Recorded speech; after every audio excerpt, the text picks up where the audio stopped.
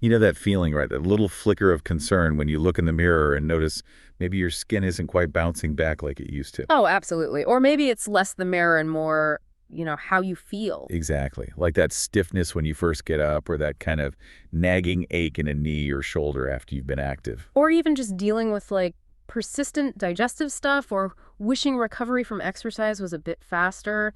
Happens to so many of us. Totally. These aren't just like minor annoyances. They're incredibly common experiences as we get older, or frankly, just if we demand a lot from our bodies through an active lifestyle. It's really no wonder supplements like collagen peptides have just exploded in popularity, right? You see them Okay. everywhere now. Everywhere. Powders for smoothies, capsules, drinks, Hmm. all promising to help with these exact things.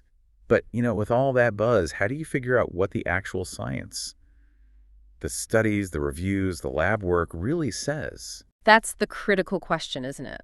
The market is huge. The claims can sound amazing. Our job, and really the focus of this whole deep dive, is to cut through that noise and see what the actual published research tells us. And that is precisely our mission today. We're taking this stack of sources you provided, and it's a really fascinating collection of scientific papers, actually, and doing a proper deep dive. We want to extract the most important, maybe surprising, and useful bits of knowledge about collagen peptide supplementation. Yeah, forget the hype for a bit. Let's get into the data. Exactly. We're going to unpack what these studies reveal about how collagen peptides might impact areas like, skin health. Sure. We'll look at how they could affect joints function, pain. We'll see if there's potential for digestive issues. And even their possible role in physical performance and recovery, right? Huh. That's a big one too. For sure. And along the way, we'll try to see who might benefit, according to this research, Yeah. what kinds of doses were actually used in these specific studies, and importantly, explore the potential biological mechanisms like how this stuff might actually be working in the body based on what these papers suggest. And it's a truly diverse set of sources, which is great. It gives us multiple angles. We've got a significant long-term study, 9 months, looking at collagen in middle-aged active adults. That gives us really good real-world context on function and pain. Okay. Then there's a really thorough systematic review and meta-analysis focusing just on skin, plus a detailed look at a more recent clinical trial using some pretty specific measurement techniques. Interesting. What else? We have a preliminary study, but potentially quite insightful, a mixed methods pilot study exploring collagen's impact on gut health. That one's intriguing. Mm-hmm. And then kind of bringing it all together from a performance angle, there's a large systematic review and meta-analysis covering its effects on muscle, tendons, strength, and recovery. Wow. Okay. And finally, we even get to peek into the lab with an in vitro study and a review looking at what collagen does at the cellular level. So yeah, pretty comprehensive stack to explore today. Okay. Definitely sounds like a lot to unpack. So let's dive in. To really understand the potential benefits, we first need to get a solid grip on the star of the show, collagen itself. Like, what is this protein fundamentally, and why is it so important that we'd even consider supplementing it? Right. Well, think of collagen as basically the body's primary building block. It's not just any protein. It is, in fact, the most abundant protein found in us, humans and other mammals. The most abundant, wow. Yeah. And its main job is structural. It's a key component of what scientists call the extracellular matrix, which is essentially, the complex scaffolding and like the glue that holds our cells and tissues together, giving them form, strength, and elasticity. So it's not just floating around randomly. It's actually providing structure everywhere in the body. Pretty much everywhere, yeah. The sources really emphasize its widespread presence and critical function. It's a major component of your skin. That's what gives it its firmness and elasticity. Okay. It's vital for your muscles. And crucially, it forms the backbone of your connective tissues. Those tough fibrous structures like tendons, which connect muscle to bone, Right. Tendons. and ligaments, which connect bone to bone. It's also a significant part of your bones themselves, contributing to their strength and overall structure. So basically, without enough healthy collagen, the integrity of all these tissues gets compromised. And this is where the whole aging process starts to become relevant, right? Right. Because our body's ability to maintain or repair this vital scaffolding, it changes over time. Precisely. That's a key point highlighted in these sources. Aging is, of course, natural, but it includes this progressive decline in the body's inherent capacity for tissue regeneration. And that applies to the collagen in our skin, our muscles, our connective tissues, our bones, everywhere. And this age-related degeneration in tissue structure, it has real, tangible, and often pretty problematic consequences in daily life. which feeds directly back into those concerns we mentioned right at the start, the declining physical function, maybe being more susceptible to injuries that wouldn't have bothered you years ago. Exactly. And the resulting long-term pain, sometimes even disability, that affects just vast numbers of people. Yeah. That's right. And one of the sources actually puts a pretty stark number on this. It highlights that approximately 19% of adults in the United States currently suffer from chronic pain. 19%? That's almost 1 in 5 adults. Yeah, it's huge. And a significant chunk of this chronic pain burden stems from musculoskeletal injuries, which of course heavily involve those collagen-rich connective tissues, tendons, ligaments. The economic impact is also massive. This chronic pain contributes to an estimated $600 billion annual burden on the healthcare system in the U.S. alone. Wow, $600 billion. That statistic really hammers home the scale of these issues. It's clearly not just a personal ache. It's a major public health challenge and a huge economic cost. Absolutely. So given how widespread and impactful these problems are, it makes complete sense that people are actively looking for ways to support their bodies, right? To try and mitigate some of these age-related declines or maybe support repair after injury. Exactly. And collagen peptides are often presented as one potential avenue, something relatively accessible, often seen as a potentially low cost and, low time commitment kind of intervention. Yes, and the rationale behind supplementation basically is that by providing the body with these easily absorbable collagen peptides, which are essentially just broken down pieces of collagen protein, you're giving it the necessary amino acid building blocks. Or potentially you're providing signals that can help support the body's own natural processes of maintaining, repairing, or maybe even synthesizing new collagen in those vital tissues. Okay, that makes sense. So from that foundational understanding of what collagen is and why its health matters so much, let's dive into one of the areas where collagen supplements seem to get the absolute most buzz: skin health. Definitely a popular one. Yeah, I mean, it's often the most visible aspect of aging, right? And with people living longer than ever, supporting skin health and maybe seeking some rejuvenation is a pretty prominent concern across many age groups. You hear about nutracosmetics a lot. Now, supplements aimed at improving skin from the inside out. And the sources you provided actually offer some pretty robust evidence to explore in this area. We can kick off with that systematic review and meta-analysis that focused specifically on hydrolyzed collagen for skin rejuvenation. Okay, the meta-analysis, that's where they combine results from multiple studies. Exactly. This type of study is really valuable because it pools data from individual trials, giving us a much broader perspective than any single study could on its own. This particular one included 14 randomized controlled trials, which is a strong design encompassing a total of 967 participants. Almost 1,000 people, okay. Yeah, and their main focus was on the effects of taking hydrolyzed collagen orally, so swallowing it, and how it impacted signs of skin aging. Things like wrinkles, moisture levels, elasticity, and firmness. So when they crunched the numbers from all those studies, what was the big picture finding regarding skin? Did it seem to help? Well, the meta-analysis revealed consistently positive findings, particularly for skin moisture levels and elasticity. They found what they described as substantial enhancements in both of those compared to the placebo group. Substantial, so not just a tiny effect. Right. It wasn't just a weak trend. They described it as a strong pattern that held up even when they did subgroup analyses, like looking at different study durations or different sources of collagen. The benefit seemed consistent. Okay. And they drilled down on hydration with a specific measurement too, didn't they? Something about water loss. Yes, transepidermal water loss, or TEWL. That's a key objective measure of how well your skin barrier is functioning. TEWL measures the amount of water that just passively evaporates from the skin surface. Okay, so lower is better. Exactly. If your skin barrier is compromised, TEWL is higher, leading to dryness and vulnerability. The meta-analysis looked at the TEWL data, and the results showed a statistically substantial effect favoring collagen supplementation. The actual stats were quite strong, a z-value of 4.69 and an extremely low p-value less than 0.00001. Okay, hold on. Let's pause on those numbers for a second. For listeners who maybe don't live and breathe statistics every day, what do those numbers, especially that z-value and that tiny p-value, actually mean in practical terms? Like, how confident should we be? That's a really good question. So a z-value in this context is basically a measure of how far the observed effect is from zero, meaning no effect, relative to the variability or noise in the data. A larger absolute z-value, like 4.69 here, indicates a really strong signal. It tells us that the observed difference between the collagen and placebo groups is very unlikely to be just due to random chance. Okay, strong signal. Okay. And the p-value, P less than 0.000001. Yeah, that p-value is incredibly significant. A standard threshold for statistical significance is often p less than 0.05, meaning there is less than a 5% chance the result happened randomly. A p-value like this one, p 0.00001, means there's less than a 1 in 100,000 chance of seeing that result just by random luck. Wow. So it tells us we can be very confident that the observed reduction in TEWL favoring collagen was a real effect in these studies and not just some statistical fluke. Yeah, so very high confidence that collagen reduced water loss. And they mentioned an effect size too, right? Minus 0.76. What does that tell us? Yes, the effect size, specifically the standardized mean difference, or SMD, was minus 0.76.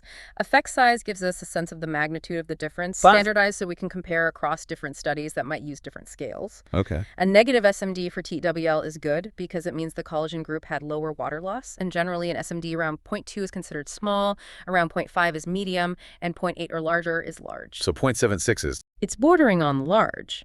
It indicates a medium to large effect size. So it suggests a meaningful, potentially noticeable reduction in transepidermal water loss, implying a real improvement in skin barrier function. It's not just statistically significant, it points towards a potentially clinically relevant improvement in skin hydration and health. But that's a much clearer picture. So the meta-analysis shows consistent, statistically very strong improvements in moisture and elasticity, and a significant, pretty large effect size improvement in skin barrier function measured by TEWL. What about skin firmness? Did that improve too? Skin firmness also showed an enhancement in the meta-analysis, definitely a positive trend in that direction. However, compared to the strong stats for moisture, elasticity, and TEWL, the statistical significance here was less robust. The z-value is lower at 1.04, and the p-value was 0.30. Key equals 0.30, so that doesn't meet the usual standard. Right. A p-value of 0.30 means there's a 30% probability that this finding was just due to random chance, which is well above the typical 5% threshold. So, while there might be a trend towards improved firmness based on this pooled data, we can't be statistically confident in that specific effect based only on this meta-analysis summary.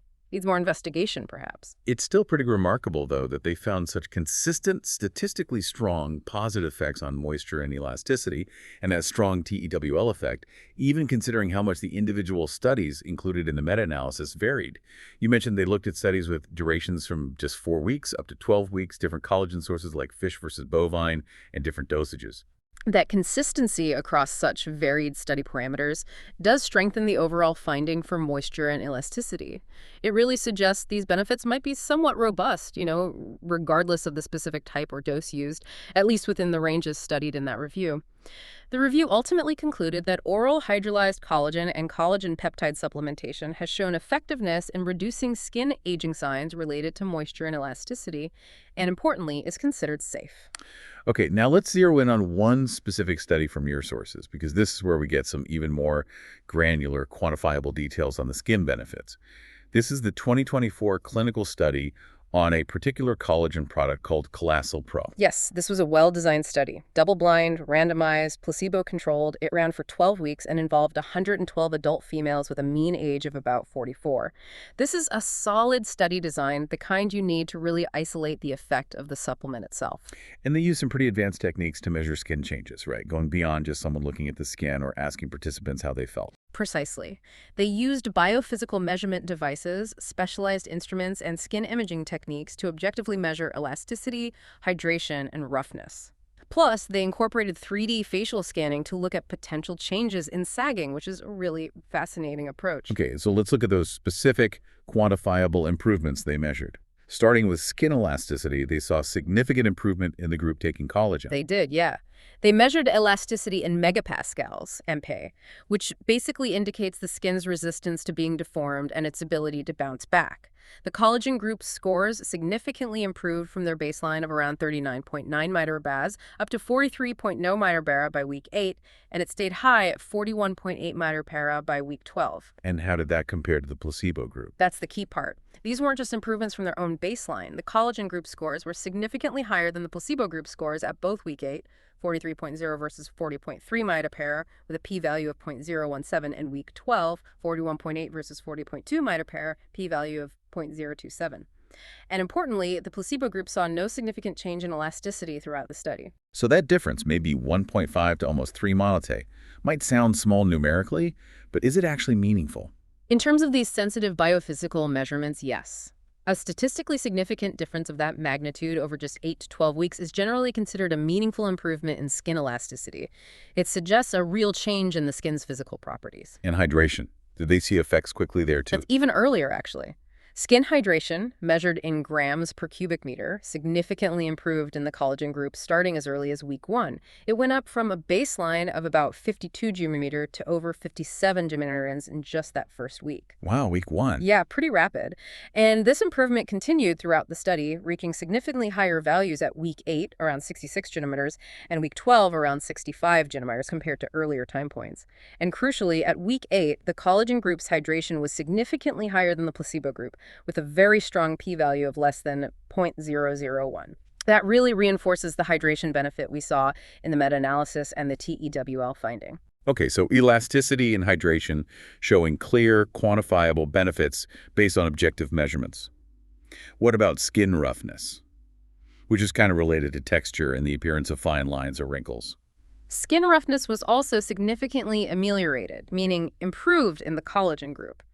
The measurement they used here, in micrograms per square centimeter, is interpreted such that higher values actually represent smoother skin or reduced roughness. Okay, so higher is better here. Right, and they observed significant improvement very early, again, starting at week 1, going from about 28 g/meter at baseline to over 34 g/meter group over time. Crucially, these improvements were not only significant within the collagen group over time, but they were consistently and significantly higher than the placebo group at weeks 4, 8, and 12, all with p-values less than 0.001. So much better than placebo at multiple time points. Exactly. Interestingly, the placebo group also saw some improvement in roughness over time, maybe due to participants paying more attention to their skin or seasonal changes. Who knows? But the collagen group's improvement was statistically and significantly greater throughout the main part of the study. And they also tried to measure facial sagging using that 3D scanning technique. That sounds quite advanced, trying to quantify that. They did. It's definitely an innovative approach. They were trying to objectively quantify changes in facial soft tissue sagging by comparing 3D scans taken when participants were sitting upright versus lying down. They used a mathematical formula, root mean square, or RMS, to calculate the degree of change or deformation between those positions. The idea is to capture subtle morphological shifts that might indicate changes in the skin's structural support. That method is really interesting, but did the source, the paper itself, actually present the data showing if sagging significantly improved in the collagen group compared to placebo using that method? That's a key point. Based on the specific excerpt from the source you provided us with, it describes the methodology for measuring sagging using 3D scanning, which is scientifically interesting, no doubt. However, the excerpt doesn't explicitly detail the comparative outcome data or the statistical analysis showing whether the collagen group demonstrated a statistically significant improvement in sagging compared to the placebo group using that specific measurement technique. Okay, so they measured it, but we don't have the results here on whether it worked for sagging specifically. Exactly. So while they attempted to measure it objectively, we cannot conclude from this source whether the supplementation had a proven effect on facial sagging relative to placebo. Got it. So putting these sources together specifically on skin health, the broad meta-analysis and this detailed Colossal Pro study, what does this all mean for someone considering collagen peptides for their skin? What's the real key takeaway here? I think the evidence from this stack of sources on skin health is actually quite consistent and compelling, particularly for two key aspects: skin moisture, or hydration, and skin elasticity. The meta-analysis gives us that broad overview across multiple studies, confirming these benefits and strongly suggesting an improvement in skin barrier function via that reduced TEWL. Right. Then the specific Colossal Pro study really backs this up with detailed, objective, quantifiable data showing significant improvements in elasticity and hydration, alongside a statistically superior reduction in skin roughness compared to placebo, all measured with precision instruments. So the key takeaway here is that oral collagen peptide supplementation appears to be a reliably effective strategy, based on this research, for improving key indicators of skin quality related to hydration, barrier function, and elasticity, contributing to smoother-looking skin. Makes sense. While the jury might still be out on whether it directly impacts visible sagging based on the data we have here, the improvements in those other foundational metrics seem really well supported by these particular sources. All right, that's a really clear picture for skin. Let's transition now from the visible signs of aging on the skin to something that really impacts our mobility, our comfort, and our ability to just stay active. The health of our joints, managing pain, and maintaining physical function day to day. Yeah, this is hugely relevant for such a wide range of people, isn't it? Whether you're a competitive athlete, just a regular gym goer, or simply aiming to maintain an active lifestyle as you get older. Definitely. And the sources you've shared offer some particularly interesting insights here, especially from that relatively long 9-month randomized controlled trial that looks specifically at collagen peptides in middle-aged active adults. Yeah. This study stands out because of its duration. 9 months is definitely longer than many supplement trials, and also because it specifically targeted people who are already physically active. And it was a good design, too. Yeah. Double-blind RCT, comparing a placebo group to 2 different daily doses of collagen peptides, right? Right. 10 grams and 20 grams per day. Yes, exactly. And they used validated patient-reported outcome measures to see what happened. Specifically, they used the KOS survey, which is designed for knee-related issues, looks at pain, symptoms, function in daily life, ADLs, and sport creation function. And they also use the VR12 survey, which gives scores for general physical health, the PCS score, and mental health, the MCS score. Okay, so focusing on the main findings for physical function and pain from this active adult study, what did they actually observe over those 9 months? Well, the primary analysis showed significant improvements in activities of daily living as measured by that KOS ADL subscale. This benefit was seen specifically with the 10 grams per day dose of collagen peptide supplementation over 6 months. The statistical significance was pretty clear, with a p-value of 0.031. So for things like walking, bending, doing chores around the house, the 10-gram dose seemed to provide a tangible benefit for these active middle-aged folks. That's what the data suggests, yeah. What about pain? That's often the first thing people are hoping for relief from when they think about joints. Right. For pain, the picture was actually more nuanced, and it revealed something really interesting. While improvements in the KOS pain scores were observed within the collagen groups compared to their own baseline levels, these improvements only reached statistical significance in a specific subgroup of participants. Oh, which subgroup? The ones they classified as high-frequency HF exercisers, these were the individuals in the study who were exercising more than approximately 188 minutes per week. Okay, so roughly meeting or exceeding those standard minimum physical activity guidelines, like 150, 300 minutes of moderate intensity. Exactly. The significant pain benefit wasn't seen across the board, not in the low-frequency exercisers, and not when they looked at the study group as a whole. It was specific to those exercising more frequently. That finding about the high-frequency exercisers is fascinating. Why might that specific subgroup see pain relief when others didn't? Did the authors have any ideas? They did. They speculated on this. Their hypothesis was that higher frequency exercise might act as a kind of moderator for the collagen peptide effects on pain. The thinking is that increased physical activity leads to greater blood flow, right? Including to connective tissues like tendons and ligaments. Which normally don't have a great blood supply. Exactly. They're generally not well vascularized compared to muscle tissue. So the idea is that improved blood flow during and after exercise could enhance the delivery of the ingested collagen peptides, specifically those amino acids and bioactive peptides that result from digestion, to these tissues right where they're needed for maintenance or repair. Makes sense. Delivery is key. Yeah. Plus, exercise itself is known to stimulate connective tissue metabolism and upregulate collagen turnover. So the tissue might be more receptive, more primed, if you will, to utilize those supplemental building blocks when they arrive. It's a compelling idea. The exercise might prime the pump, helping the collagen peptides get used more effectively for pain relief in those specific tissues being stressed by the frequent activity. That really makes a lot of sense. You provide the building blocks, and the exercise helps get them where they need to go and encourages the tissue to actually use them. What about the general health scores from that VR12 survey, the physical and mental components? The VR12 results added another layer. Interestingly, the 10 grams per day CP group saw improvements in the mental component score, MCS, after both 6 months and 9 months of supplementation. Mental health. That's unexpected. It is a bit, yeah. It suggests a potential positive impact beyond just the physical joints, maybe related to perceived overall health or energy levels influencing mental well-being.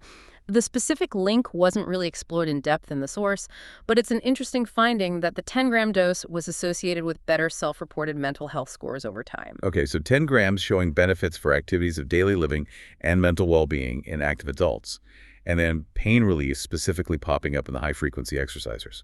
But you mentioned there were some secondary findings in subgroup analyses that maybe broaden the potential scope of these benefits even further. Yes, the authors conducted some secondary analyses that hinted at potential sex differences in how participants responded.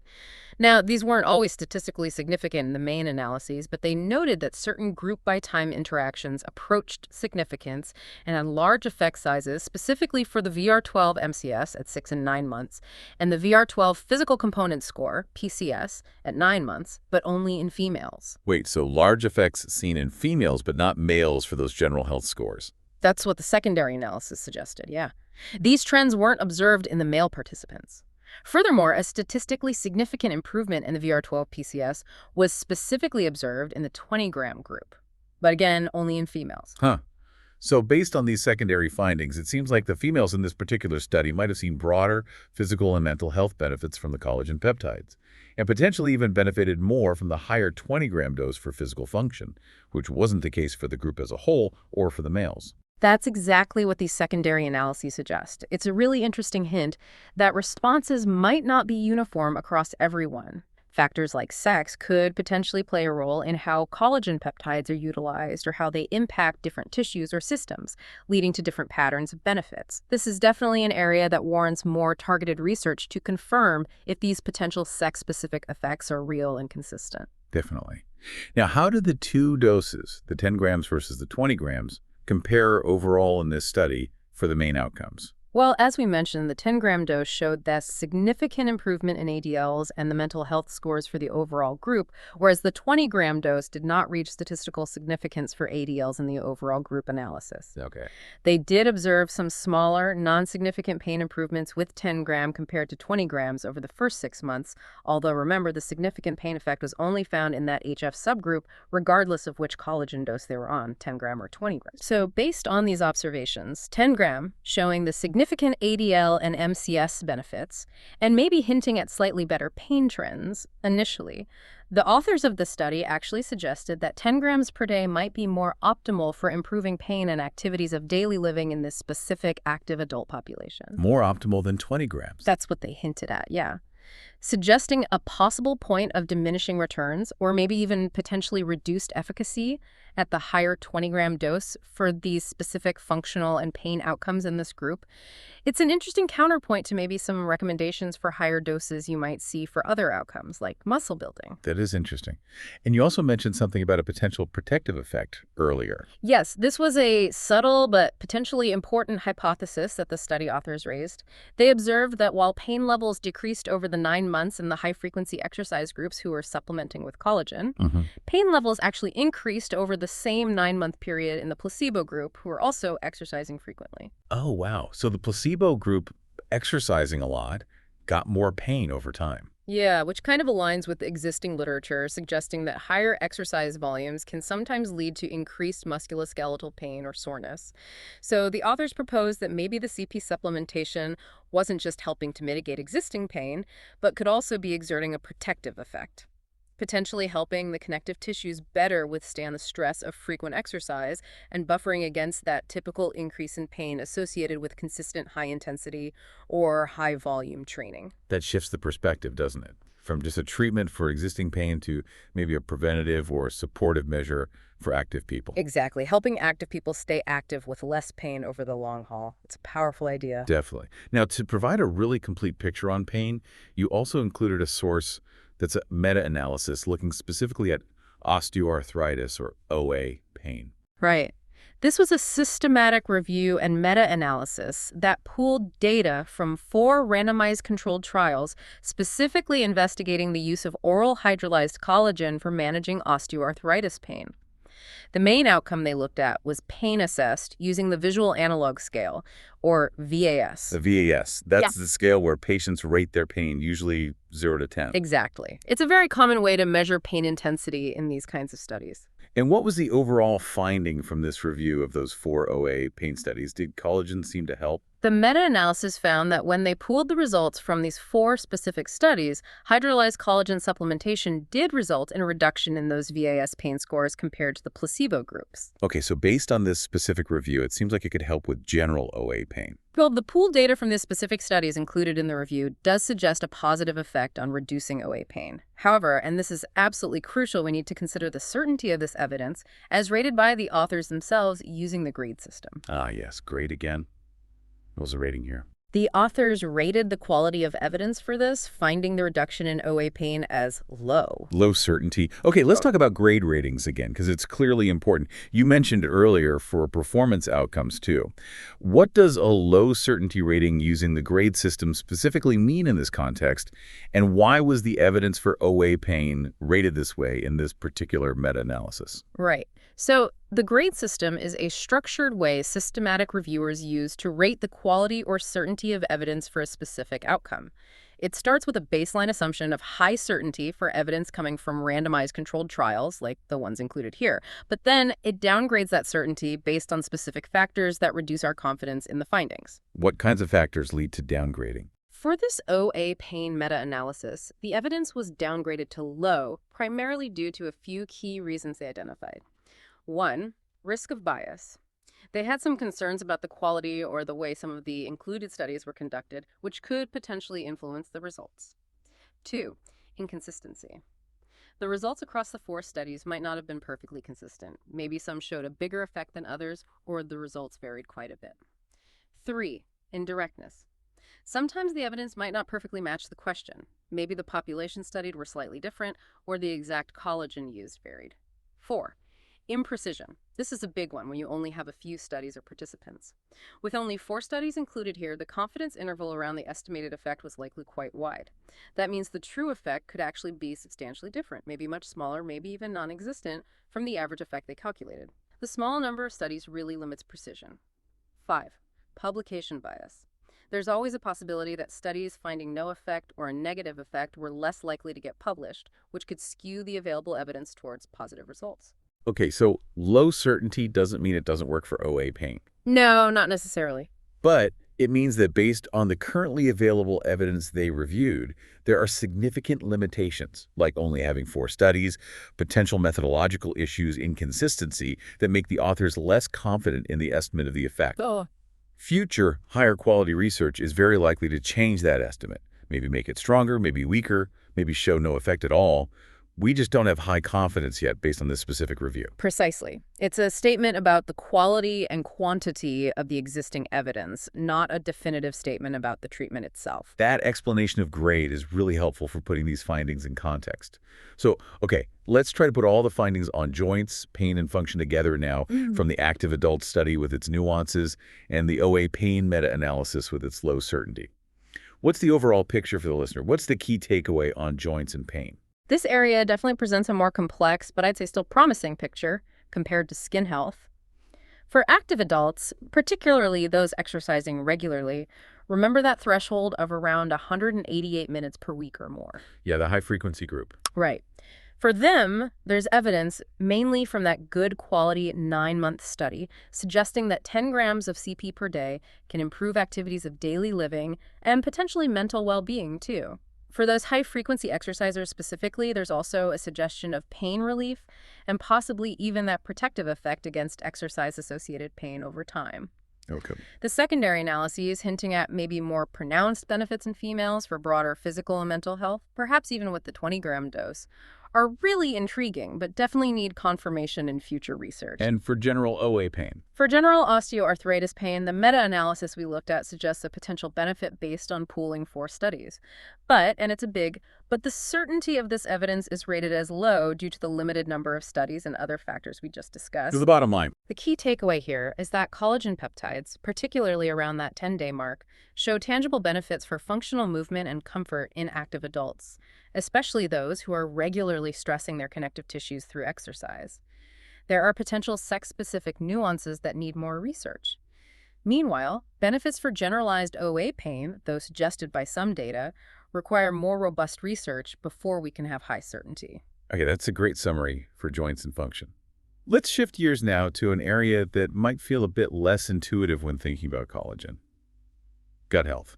Yeah, not the first thing most people think of. Right. I mean, many people experience digestive discomfort, bloating, gas, irregular bowel movements, and it's not immediately obvious how a supplement focused on structural protein might help with that.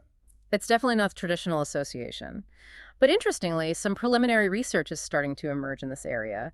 And the source you provided, that Gut-Me study, is a mixed methods pilot study that specifically set out to explore the potential impact of collagen peptides on digestive symptoms. Okay, mixed methods, meaning they use different approaches. Exactly. It was conducted in two phases. The first phase involved surveys and interviews, just to understand existing perceptions and experiences people had with collagen and digestion.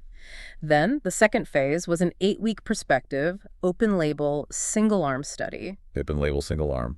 We'll come back to what that means for limitations. Who are the participants? They recruited healthy female volunteers, aged 35 to 65, with a BMI over 25. And importantly, they were specifically chosen because they were already experiencing some common digestive symptoms, things like bloating, flatulence, acid reflux, stomach pain, or irregular bowel movements. Okay, so people already having some issues. Yeah. And what was the intervention? They took 20 grams per day of a specific collagen peptide supplement called peptin for 8 weeks. They split this into 2 daily doses. Participants used a smartphone app to track their symptoms daily, and they also completed web questionnaires, like the MSQ for medical symptoms, and participated in video interviews and exit surveys to share their experiences qualitatively. And that first phase with the surveys and interviews already offered some interesting context, right? Yeah. About how aware people are of this potential link. Yes. It highlighted that general consumer awareness of collagen for digestive health seems quite low, only around 31% in their survey. However, interestingly, among the dietitians they interviewed who did recommend collagen for digestive issues, the common dose they used was indeed 20 grams per day, and they reported anecdotally seeing positive effects in their patients after about 6 weeks. So not widely known by the public, but maybe some practitioners were already seeing potential there. Exactly. It suggests some anecdotal support was already building among professionals. But the second phase, the actual 8-week study where the participants tracked their symptoms, that yielded some pretty compelling findings, didn't it? Especially in a qualitative feedback, the things people actually said. It certainly did. Of the 14 participants who actually completed the full 8 weeks of the study, a really striking 93% reported experiencing a reduction in their overall digestive symptoms. 93%. That's almost everyone who finished. It's a very high percentage of self-reported improvement, albeit in a very small group. And did they drill down into which specific symptoms got better? Yes. Specific symptom relief was also frequently reported. Bloating, for instance, was reportedly reduced for 93% of the completers, 13 out of 14. Improvements in bowel habits were also reported by that same high percentage, 93%, with relief from constipation being the most frequently mentioned specific benefit. And the study included some direct quotes from participants, which really make the potential impact feel quite real. Things like, "It's like day and night with my gut. Bloating is down, and I now go to the toilet regularly."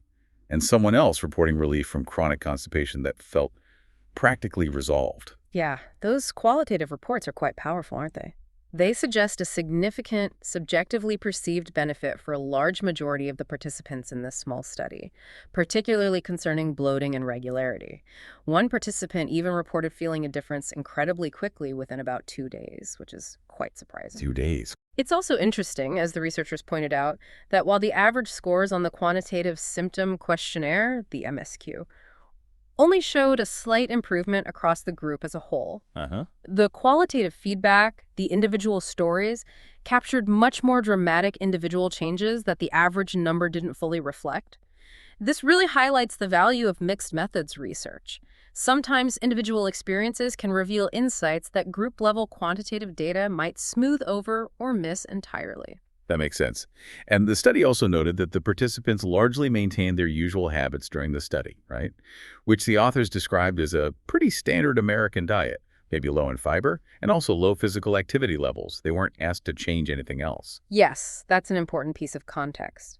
It means the reported benefits weren't apparently contingent on participants suddenly adopting a high-fiber diet or starting a new exercise program alongside the supplement. The benefits were reported while they maintained their existing, often maybe suboptimal lifestyle habits relevant to digestive health. Okay, so those sound like very positive, almost dramatic reports from many of the participants. However, given this was explicitly called a pilot study, what are the absolutely crucial limitations that we need to keep front and center when we interpret these findings? This is essential, absolutely. While that qualitative feedback is really compelling, the study design itself has significant limitations.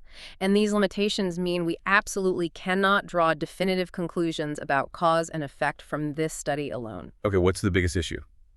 First, as you mentioned, it was a pilot study. That means it was exploratory by nature. It was designed to generate hypotheses, to see if further, more rigorous research might be warranted, not to provide definitive proof that the collagen worked. They didn't even perform a power calculation beforehand to ensure the sample size was large enough to reliably detect a statistically significant effect if one truly existed. And it was a single-arm study. What does that mean? Yes, it was an open-label, single-arm study. This is arguably the biggest limitation when you're trying to determine if the collagen caused the effect. Single arm means there was no control group taking a placebo to compare against. No placebo group. Right. And in any study involving subjective symptoms like bloating, pain, or even mood, there's a strong possibility of a placebo effect. Participants feeling better simply because they believe the intervention will help them, regardless of its actual biological activity. Without a placebo group for comparison, we simply cannot differentiate the true effect of the collagen from the placebo effect, or from other factors like just natural fluctuations in symptoms over 8 weeks, or even just the effect of paying more attention to their symptoms because they were in a study. An open label. An open label means the participants knew they were taking collagen. They weren't blinded. This knowledge can actually enhance the placebo effect. Okay, so no placebo control. Participants knew what they were taking. What else? The sample size was also quite small, especially the number who actually finished the study. While they recruited 40 and 36 started, only 14 completed the full 8 weeks. Only 14 completers. Yeah, that's a very small sample size to base conclusions on. And the high dropout rate also raises questions maybe about the feasibility of the intervention or the tracking, or maybe the completers were somehow different from those who dropped out. Maybe only those feeling benefit stuck with it. Small sample sizes make results less reliable and much more susceptible to being skewed by chance or outliers. And the statistical analysis wasn't really designed for rigorous proof either. Correct. The analysis was described as exploratory. They focused mainly on reporting the percentage of participants who experienced symptom changes, rather than conducting formal hypothesis testing with p-values comparing the collagen group against a control group, which is what you'd see in a standard efficacy trial designed to prove something works. Got it. And they mentioned some participants felt effects incredibly quickly, like within 2 days. Did the authors speculate on how that might even be possible, given that something like gut healing would presumably take much longer? They did touch upon this briefly. They noted that changes perceived within just a couple of days are pretty unlikely to be due to deep tissue healing mechanisms within the gut lining itself. Those are generally slower processes. Right. They speculated that maybe more immediate effects could be related to simpler factors.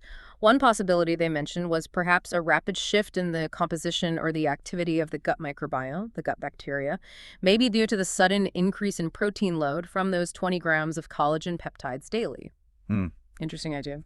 Another, perhaps even simpler possibility they raised is that just the act of dissolving the powder in water increased the participants' overall daily water intake.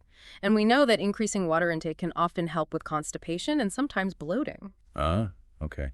Could just be drinking more water. Could be. They were very clear that these are only speculations, and the actual mechanism, especially for such rapid effects, if they were real, is unclear based on this study alone. Okay, so putting all these points together for gut health, the really compelling qualitative feedback from participants alongside the very significant study limitations, what's the nuanced takeaway from this specific source?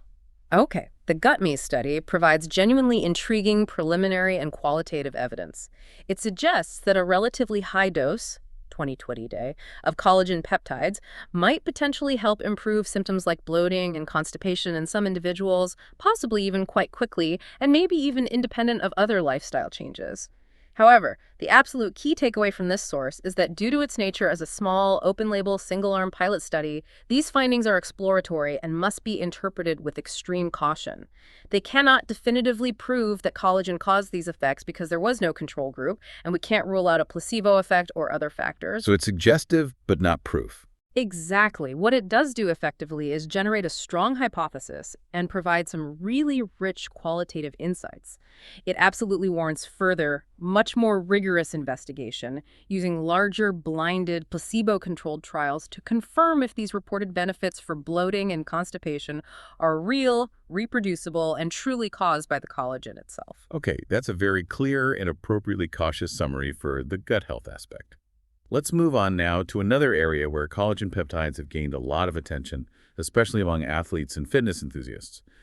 Musculoskeletal health. We're talking about supporting muscles and tendons, maybe improving physical performance, and aiding recovery from exercise. Yeah, this is definitely an area with a growing body of research, and the systematic review and meta-analysis you included provides an excellent overview of what the science currently suggests regarding the effects of long-term collagen peptide supplementation, particularly when it's combined with exercise or training. And this is a pretty substantial reveal, wasn't it? Pooling data from 19 randomized controlled trials involving over 750 healthy adults in total. Yes, 19 RCTs, 768 participants. Their focus was on the effects of daily collagen peptide supplementation taken for at least 8 weeks, although some of the recovery studies they looked at had shorter interventions right after exercise on various markers relevant to physical training and performance. What kind of markers? Things like strength metrics, musculotendinous adaptation, which basically means structural changes in muscle and tendon tissue functional recovery after exercise, and body composition, like changes in muscle mass versus fat mass. Okay, so what were the key findings from this big meta-analysis? Which outcomes actually showed statistically significant positive effects favoring collagen peptide supplementation compared to the placebo groups? They found statistically significant positive effects across several important metrics for physically active individuals. Let's go through them. For body composition, pooling data from 8 studies showed a significant positive effect size, an SMD, of 0.48, with a p-value less than 0.01, specifically for fat-free mass, FFM. Okay, let's pause again on the statistics for a moment. We talked about SMD being standardized mean difference, giving a sense of effect magnitude, an SMD of 0.48 for fat-free mass. How should a listener think about that? Is that big, small, medium? What does it mean practically? Good question. An SMD of 0.48 falls right into the medium effect size category, according to common guidelines, where 0.2 is small, 0.5 is medium, 0.8 is large. Okay, medium effect. Right. And when we're talking about fat-free mass, which includes muscle, bone, organs, but primarily reflects changes in muscle mass in these kinds of training studies, a medium effect size suggests that, on average across these studies, the participants taking collagen peptides alongside their training saw a meaningfully greater increase in their lean body mass compared to those just doing the training with the placebo. So it helps build more muscle with training. It appears to augment the lean mass gains achieved through exercise, to a medium degree based on this pooled data. It's not suggesting collagen causes muscle growth on its own, but that it seems to enhance the results you get from training. That's clearer. So a medium effect suggesting better lean mass gains with training. What about structural changes? Did it affect tendons and muscles themselves? Yes. For tendon morphology, specifically measured as cross-sectional area, CSA, which gives an indication of the tendon's size or thickness, they found a significant positive effect size. SMD 0.67, P 0.01. 0.67, that's getting bigger. Yeah, and an SMD of 0.67 is approaching a large effect size. This suggests that collagen peptides, when combined with exercise, might lead to a meaningfully greater increase in the size or thickness of tendons compared to just exercise alone. And tendon size is often related to its capacity to handle load, so that could be important for injury prevention. Okay, potentially stronger, thicker tendons. What about muscle structure? Similarly, muscle architecture, which can involve measures like the length of muscle fibers or the angle they attach to the tendon, also showed a significant positive effect size. SMD is 0.39, P 0.01. That's more in the small to medium range. It suggests potential positive structural adaptations happening within the muscle tissue itself, beyond just the overall increase in mass. So collagen seems to potentially help not just with gaining more muscle mass, but also improving the structure of the muscles and, maybe even more significantly, improving the structure of the tendons when combined with training. What about actual strength? Did it make people stronger? Maximal strength, typically measured by things like a 1-rep max lift on an exercise, also showed a statistically significant positive effect size in the meta-analysis. The SMD was 0.19 with p 0.01. 0.19, that sounds smaller. It is, yeah. That falls into the small effect size category. So while it was statistically significant across the studies, the magnitude of the effect specifically on maximal strength appears relatively modest based on this pooled data. It suggests a small but consistently observed enhancement in overall strength capacity alongside training when compared to placebo. Okay, small boost in strength. Now, recovery is absolutely crucial for anyone training consistently. Did the review find any benefits there? Yes, they did find a significant improvement in reactive strength recovery. Reactive strength is important for explosive movements like jumping. They measured this 48 hours after participants did exercise specifically designed to induce muscle damage. The effect size here was SMD 0.43 with a p-value of 0.045. P equals 0.045. That's pretty close to the 0.05 cutoff. It is. It reached statistical significance in their primary analysis, but the authors did note that its significance was a bit sensitive, depending on how standard deviation was calculated or estimated for some of the included studies. So while significant, the evidence here might be slightly less robust statistically compared to, say, the findings for fat-free mass or tendon CSA, but it does suggest collagen might help the body bounce back functionally, particularly in terms of explosive power, a bit more quickly after hard exercise. Interesting. And what about tendon mechanical properties, like how stiff they are, which is important for transmitting force efficiently? Did collagen help there? That's where the results were less clear. For tendon mechanical properties, looking at things like stiffness or the Young's modulus, while studies measuring these were included in the review, the overall results in the meta-analysis were reported as equivocal. Equivocal, meaning? Meaning the findings across the included studies were not consistently significant or pointing in a clear direction when they were pulled together, sometimes positive, sometimes no effect.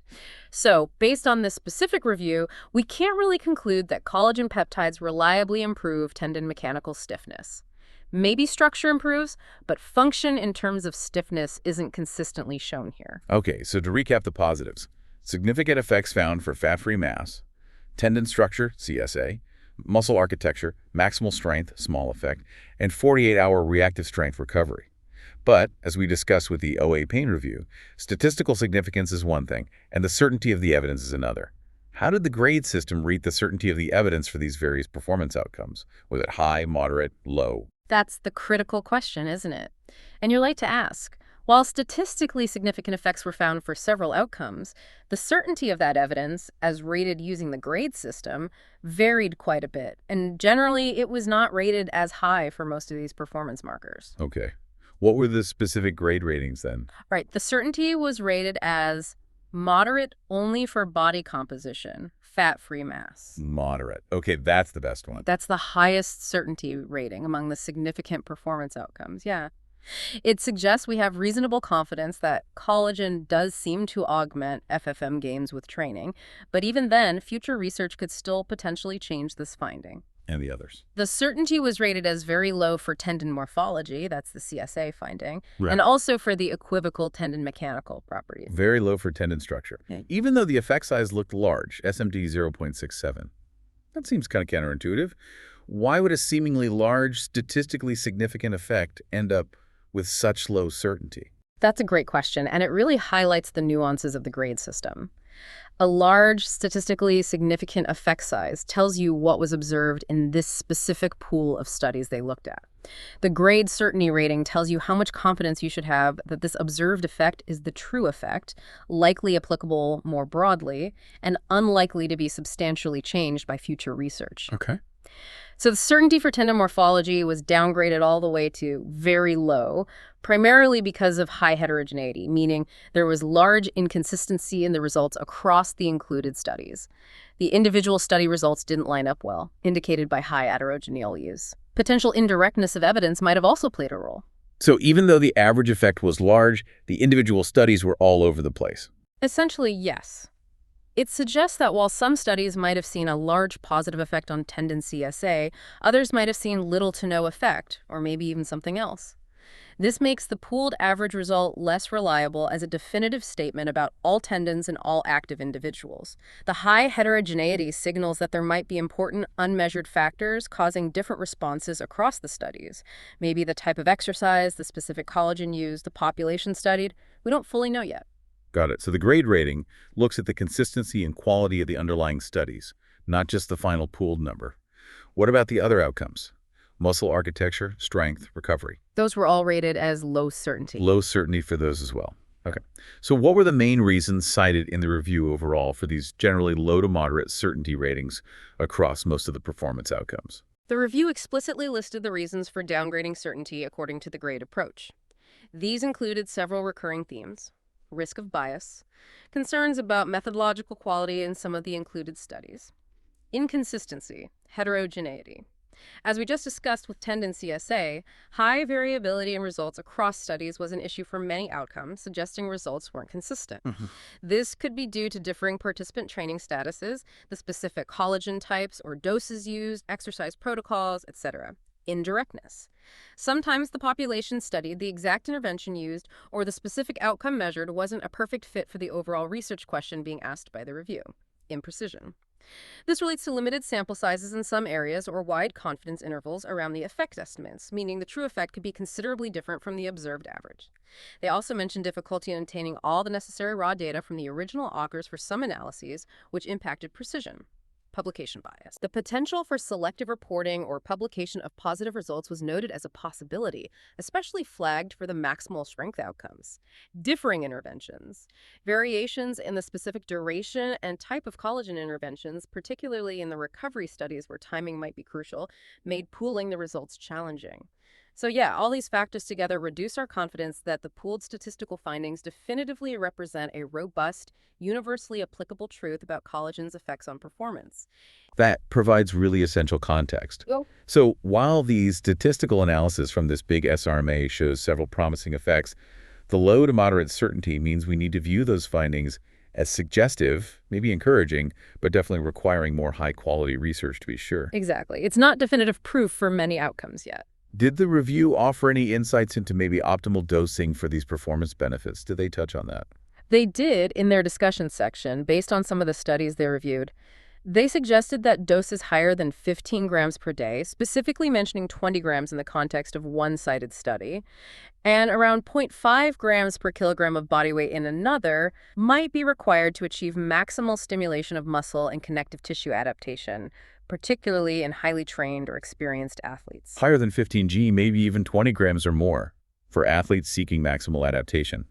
That contrasts a bit with the active adult study we discussed earlier, where 10 grams seemed potentially more optimal for ADLs and pain relief, right? It does. It suggests that the optimal dose might really depend on the outcome you're aiming for and maybe also the population.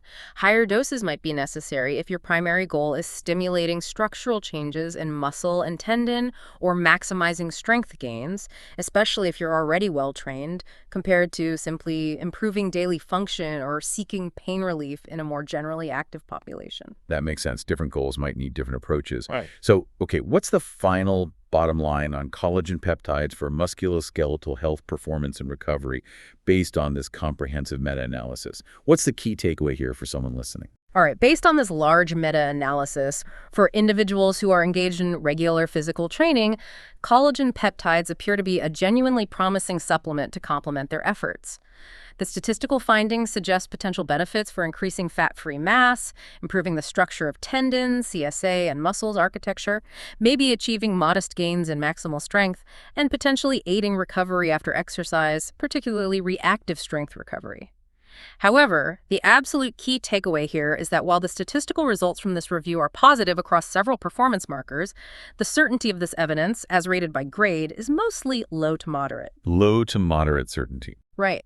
Which means these are promising findings that definitely provide a strong rationale for considering collagen peptides alongside training, but much more high-quality, consistent research is needed to really solidify these effects, clarify optimal dosing strategies for different performance goals, and significantly increase our overall confidence in the findings. So, Don't view this as definitive proof across the board just yet, but rather as compelling evidence suggesting collagen can be a valuable support for your training efforts, especially in areas like body composition and connective tissue structure, where the evidence seems a bit stronger or the effects potentially larger. Okay, that's a really well-balanced perspective. We've now explored how collagen peptides might impact areas ranging from skin to joints, potentially gut health, and now muscle and performance. This naturally leads us to the next big question. How? How might this supplement actually work inside the body to produce these seemingly diverse effects? Understanding the potential mechanisms really helps connect the dots, right? Between taking a scoop of powder and seeing these changes. Absolutely. This is where we try to look under the hood at the biological how. While the human studies show us the effects, the outcomes, lab-based studies on cells or tissues can give us crucial insights into the processes that might be happening at a more fundamental level. And your sources include a couple that delve into this, particularly that in vitro study, looking at what collagen does to human skin cells in a lab dish. Right. This was an in vitro study, meaning in glass, so conducted outside of a living organism. They used isolated human skin cells, specifically fibroblasts, which you said are the main cells in the dermis responsible for producing collagen and other matrix components. Exactly, the key builders. And also keratinocytes, which are the main cells in the epidermis, the outermost layer of skin. Right. So the researchers in this study wanted to investigate how hydrolyzed types I and III collagen peptides, the kind often found in supplements, affected these specific skin cell types. They looked at basic cell functions, but also, importantly, they simulated an inflammatory environment by exposing the cells to LPS. LPS, that's lipopolysaccharide, a molecule that triggers inflammation. Exactly. It's a component of bacterial cell walls often used in labs to mimic an inflammatory state. They wanted to see if the collagen peptides could modulate the cell's response to this inflammatory trigger. Okay, so what did they find at this fundamental cellular level? Did the collagen peptides seem to influence the cell's ability to actually make new collagen? Yes, they found direct evidence supporting that idea. The study showed that adding hydrolyzed collagen peptides at a dose of 10 milligrams per milliliter to the fibroblast cultures significantly increased the expression of pro-collagen 1. Pro-collagen 1 alpha. Okay, can you break that down? What is that, and why is increasing its expression significant? Sure. Pro-collagen 1 is a crucial precursor molecule. You can think of it as the raw ingredient or maybe the early blueprint that the fibroblast cell makes before it assembles the final triple helix structure of type I collagen and secretes it out into the extracellular matrix to build tissue. Okay, so it's the step before making actual collagen. Precisely. So increased expression of pro-collagen 1 strongly suggests that the collagen peptides are either providing the necessary amino acid building blocks for the cell to ramp up its collagen synthesis machinery, or they're acting as signaling molecules, like little messages telling the fibroblast, hey, we need more collagen, get building.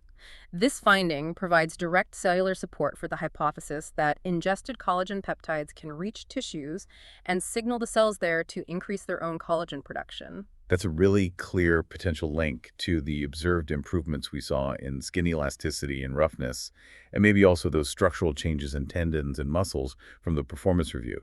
What about inflammation? Could collagen help with inflammation right down at the cellular level? This is where the study offered some really interesting results. It demonstrated significant anti-inflammatory effects right there in the cell cultures. First, collagen inhibited the expression of inos, which is an enzyme involved in inflammatory pathways in both the fibroblasts and the keratinocytes. But even more notably, when the fibroblasts were deliberately stimulated with that inflammatory trigger, LPS, the presence of the collagen peptides significantly reduced the production of several major pro-inflammatory cytokines. And they measured this reduction at both the genetic level, mRNA expression, and the protein level, the actual cytokine molecules being released. And these cytokines, they're key drivers of inflammation in tissues, right? Like the messengers that keep inflammation going. Absolutely. Cytokines like interleukin-1 beta, IL-1, interleukin-6, IL-6, interleukin-8, IL-8, and tumor necrosis factor alpha, TNF-alpha. These are signaling molecules that are central players in initiating, amplifying, and prolonging inflammatory responses in virtually any tissue. That includes skin, joints, and connective tissues after injury or stress. So reducing those is a big deal. It's potentially a very big deal. By significantly reducing the production of these key inflammatory mediators and activated fibroblasts, the collagen peptides demonstrated a powerful anti-inflammatory effect, at least in this lab setting. This cellular finding provides a really plausible mechanism for how collagen peptides might help reduce pain associated with conditions like osteoarthritis, or even just intense exercise, or how they might potentially aid recovery from muscle damage by dampening the inflammatory cascade. Okay, so potentially signaling more collagen production and reducing inflammation signals. Did they find any effects on factors related to tissue repair and growth itself? Yes, they did. The collagen also increased the expression and the levels of two important growth factors in the fibroblasts, TGF-γ and VEGF. TGF-beta and VEGF, what do those do? Okay, TGF-γ, or transforming growth factor beta, is a really versatile cytokine involved in regulating cell growth, differentiation, and importantly, the production of extracellular matrix components, including collagen itself. It plays a critical role in tissue repair and regeneration processes. So it helps rebuild tissue. And VEGF. VEGF is vascular endothelial growth factor. As the name suggests, it's really important for forming new blood vessels, a process called angiogenesis. Angiogenesis is absolutely essential for tissue healing because new blood vessels deliver oxygen, nutrients, and immune cells to damaged areas and help clear away debris, supporting the whole repair process. So, increasing both TGF and VEGF suggests that the collagen peptides might be promoting an environment that's really favorable for tissue healing and regeneration. So based on all these cellular effects, boosting the collagen precursor, fighting inflammation by reducing those cytokines, and increasing repair-related growth factors, the authors of this cell study hypothesized that these effects could be important for things like skin health and maybe wound healing. Exactly. Based on these cellular observations, they speculated that hydrolyzed collagen could play a role in maintaining the immune integrity of the skin and potentially supporting wound healing by modulating the inflammatory response and enhancing the activity of factors important for tissue repair and new blood vessel formation. And you also had another source, a systematic review that focused specifically on fibroblast activation. Did that review of other cell studies corroborate these kinds of findings? Did it also find that collagen activates these key cells? Yes, it did.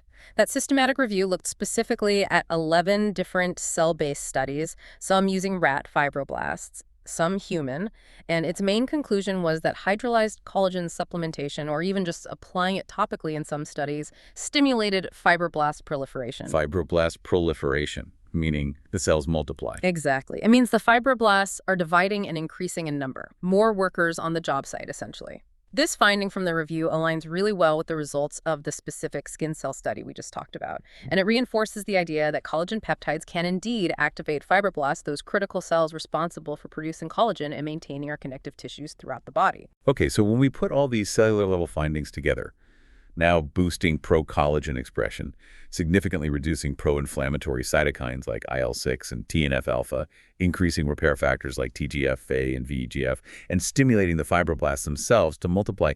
What does this really mean for understanding the benefits we saw back in the human studies? How does it connect? These lab studies provide crucial, plausible biological pathways that could realistically underpin the benefits observed in humans.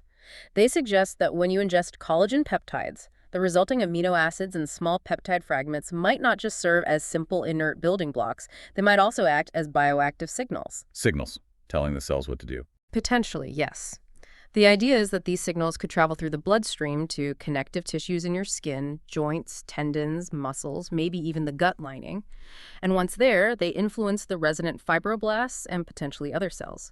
The mechanism could involve telling these cells to produce more collagen and other matrix components, thereby supporting the structure and integrity of these tissues that links directly to the findings on skin elasticity, tendon CSA, muscle architecture. Okay. They also suggest a direct mechanism for potential pain relief and improved recovery by interfering with inflammatory pathways right at the cellular level and by promoting the activity of those growth factors that facilitate tissue repair and nutrient delivery. So the key takeaway from these mechanism studies is that they provide strong biological plausibility for how collagen peptides could be exerting the effects seen in human trials.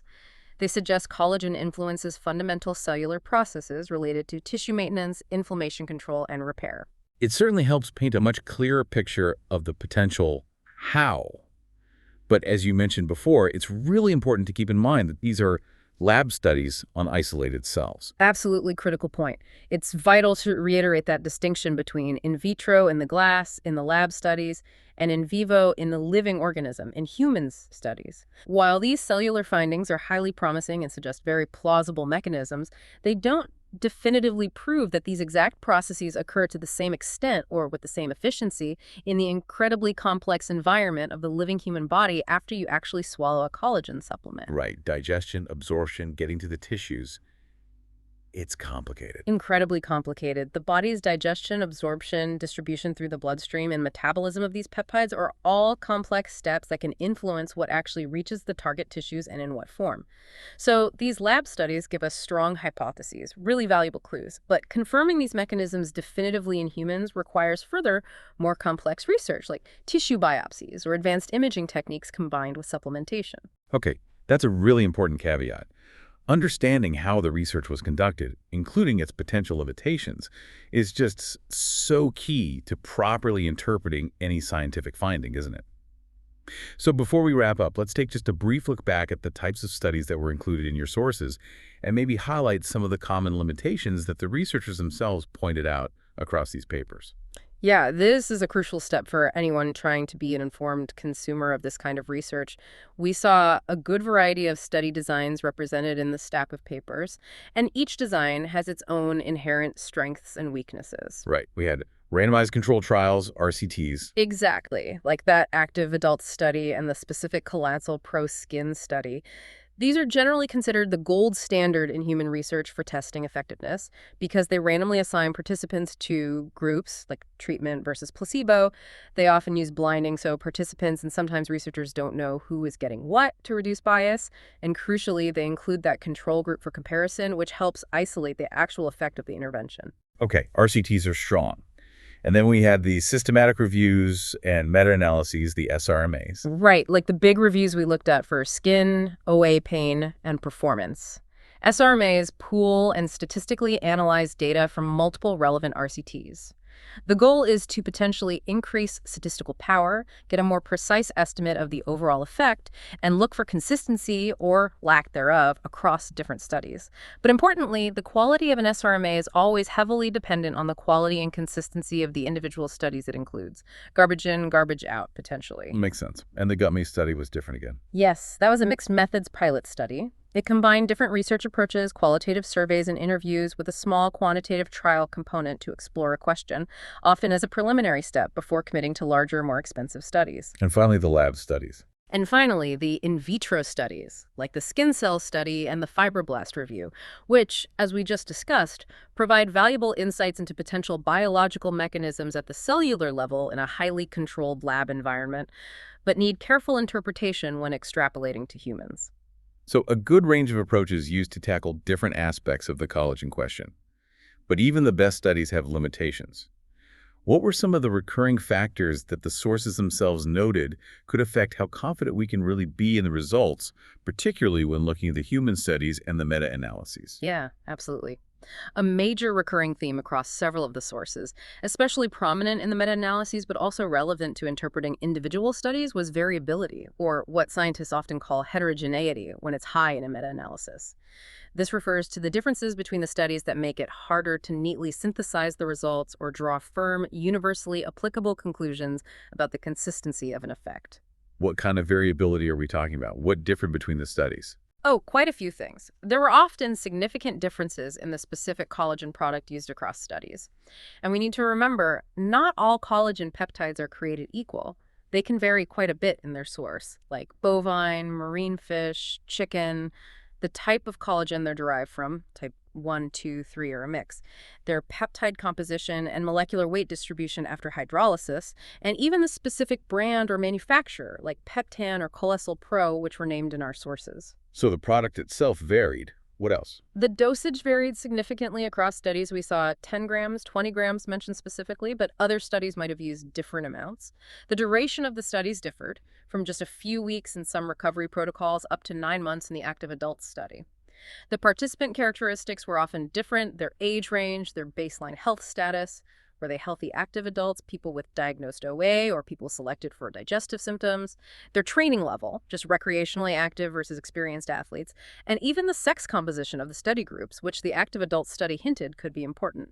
Okay, product, dose, duration, who was studied, anything else? And even the methods used to measure the outcome sometimes differed, even when measuring the same concept. For example, different questionnaires might be used to assess pain or function, different machines or techniques used to measure skin properties like elasticity or hydration, slight variations in how VAS pain scales were administered. All this variability makes it really challenging to just lump everything together and say definitively that collagen peptides, as this broad, monolithic category, will have this exact effect across all people using any product in any situation. So that heterogeneity, that variability, means that even when results from different studies are pooled together in a meta-analysis, they might not line up perfectly, which reduces our confidence in the single, averaged estimate they produce. What about sample size? Was that mentioned as an issue? Yes, sample size was noted as a limitation in some cases. The GutMe pilot study, for instance, while it provided that compelling qualitative feedback, had a very small number of participants actually complete the study, only 14. That's tiny. And the OA pain meta-analysis, remember, only pooled data from 4 relevant trials, which is a limited number of studies to build high certainty from. Small sample sizes generally reduce the statistical power to detect real effects if they exist, and they can make the results more prone to being influenced by random chance or outliers, leading to what we call imprecision. And the study design itself can be a limitation, right, as we highlighted with the GutMe study. Precisely. As we discussed at length, the GutMe study's open-label, single-arm design means it lacked that crucial control group for comparison. This is a significant limitation when you're trying to determine cause and effect and rule out the influence of the placebo effect, which is particularly relevant for subjective outcomes like digestive symptoms or pain perception. You also explicitly mentioned the evidence certainty ratings, those grade scores being low to moderate for performance and low for OA pain. That seems like a direct reflection of all these limitations we're discussing. Exactly. The grade ratings are essentially a formal, structured way of acknowledging these limitations, the potential risk of bias in the included studies, the inconsistency between their results, heterogeneity, any indirectness in the evidence, and the imprecision due to sample size or wide confidence intervals, and explaining how they collectively reduce our confidence in the pooled or synthesized finding. Again, a low certainty rating isn't saying the effect doesn't exist, it's saying that based on the current body of evidence that was reviewed, we cannot be highly confident in the true magnitude or consistency of the effect. Future higher quality research is very likely needed to change that assessment. And the meta-analyses also looked for risk of bias and potential publication bias specifically. Yes, they did. Formal assessments of the risk of bias within the individual included studies were conducted as part of the SRMA process. And the potential for publication bias, that tendency for positive or statistically significant results to be more likely to be published than null or negative findings, was considered and noted as a possibility, particularly for the maximal strength outcomes in the performance review. These potential biases were identified as factors contributing to the lower evidence certainty ratings. Okay. And finally, just for transparency, the sources mentioned funding for a couple of the studies. Yes, they did. The GutMe pilot study stated it was funded by Rousselot, who is a major collagen peptide manufacturer, and the Colossal Proskin study stated it was supported by Celsinai Urenlari Ticaret ve Pazarlama AS, the company associated with that specific product. The sources simply reported this funding information, as is standard practice. Right. So the overall takeaway on understanding the research landscape and its limitations isn't necessarily to dismiss the findings entirely, but really to understand their context, right? To know how much weight to put on them. Absolutely. Being aware of all these factors, the variability in products and methods, the sample sizes involved, the strengths and weaknesses of different study designs, the potential for bias, and the formal certainty ratings like grade is absolutely essential for interpreting the findings accurately. It helps you understand what the research can reasonably say right now, and maybe more importantly, what it cannot definitively say yet. And it also highlights why more high-quality, perhaps better standardized research is still needed to solidify many of these potential benefits, to figure out optimal doses for specific outcomes and populations, and generally increase the overall certainty of the evidence. It's really about navigating the scientific landscape with a critical but informed perspective. Wow. Okay. We have really covered a tremendous amount of ground in this deep dive through your sources today. We started right at the beginning, understanding the fundamental role of collagen in the body and why its health is just so important, especially as we age or stay active. And then we systematically explored the evidence from your stack of papers across several key areas. We looked deep into skin health, we examined joint function and pain, We touched on that potential impact on digestion, and we analyzed the effects on physical performance markers like muscle, tendons, strength, and recovery. And we saw that the research suggests some really notable potential benefits across these areas.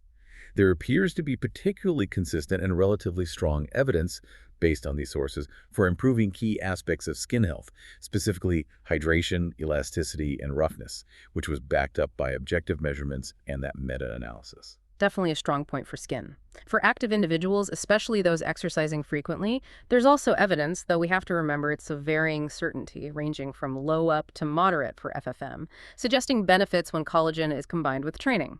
This includes potential improvements in daily function, maybe mental well-being, pain relief for some, gains in fat-free mass, potentially better structure in tendons and muscles, and maybe enhanced recovery. And we also touched on those really intriguing, though highly preliminary and needing lots of caution, findings from the gut-me pilot study. Those hinted at possible relief for specific digestive issues like bloating and constipation, potentially even quite quickly for some participants, although we can't be sure why from that study. And finally, we peered into the cellular world through those lab studies, which offer plausible biological pathways for how this might all work. They suggest collagen peptides might work by signaling fibroblasts to produce more collagen, potentially helping to calm down inflammatory responses right at the cellular level, and maybe promoting the activity of growth factors important for tissue repair and regeneration. So, taking this deep dive through the specific sources you provided really offers a much more informed and nuanced perspective than just reading headlines or marketing claims, doesn't it? It shows a complex picture, yes, with promising results in several distinct areas, but it also highlights that the effects can be subtle, maybe depend on factors like the dose you take, your activity level, maybe even your sex. And it makes it really clear that while the potential is exciting, more high-quality, consistent research is still needed to increase our certainty in many of these findings. It's clearly not some magic bullet, but the evidence here does point towards tangible support for various connective tissues and their related functions. Absolutely. It's all about building our understanding based on the weight of the evidence that's currently available, while always acknowledging where that evidence is still developing or where the certainty is still low. Exactly. And as we wrap up this deep dive, here's a thought maybe to leave you, our listener, with. Considering the really wide range of areas where collagen peptides showed at least some potential benefits in these sources, from the most visible in our skin to the functional in our joints and muscles, even to that surprising hint in gut health, and coupling that with the cellular evidence pointing towards these fundamental anti-inflammatory and general tissue supportive effects, does this suggest that maybe collagen peptides are acting on a more fundamental level, perhaps supporting the underlying health and repair mechanisms of connective tissue throughout the entire body, rather than just targeting specific isolated issues? Interesting question. Or could these seemingly diverse benefits potentially be linked by some core systemic mechanism that impacts multiple tissues, maybe even influencing something complex like the gut-body axis, as that preliminary gut study kind of hinted might be at play? What aspects of this deep dive resonated most with you in your own health journey? Something to think about.